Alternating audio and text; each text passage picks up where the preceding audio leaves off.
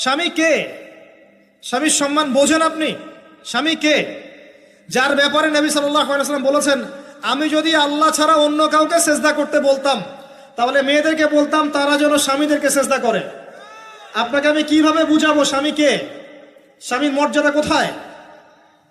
এগুলো কি ইসলাম মেয়েদেরকে ডমিনেট করছে এগুলো দিয়ে? কেন? এই স্বামী আপনার জন্য সারাটা জীবন ক্ষয় করে ফেলে। একটা চোর পর্যন্ত, একটা চোর, একটা করাপ্টেড মানুষ, দুর্নীতিগ্রস্ত মানুষ, সে চুরি করে দুর্নীতি করে এনে বাচ্চাকে খাওয়ায়। একটা ধর্ষক পর্যন্ত ওর মেয়েকে আদর করে। পুরুষ মানুষ কি জিনিস কেমন করে বুঝবেন? সারাটা জীবন ক্ষয় করে ফেলায়। যদি আপনি তার আনুগত্য করেন, তার সামনে সুন্দর মতো থাকেন, তার কথার সাথে তর্ক না করেন, ভালোবাসা দিয়ে থাকেন, আপনার জন্য সে জীবন দিতে প্রস্তুত থাকবে। এরকম পুরুষ মানুষ। আপনাদেরকে কেউ চোখ তুলে তাকালে চোখ তুলে ফেলাবে।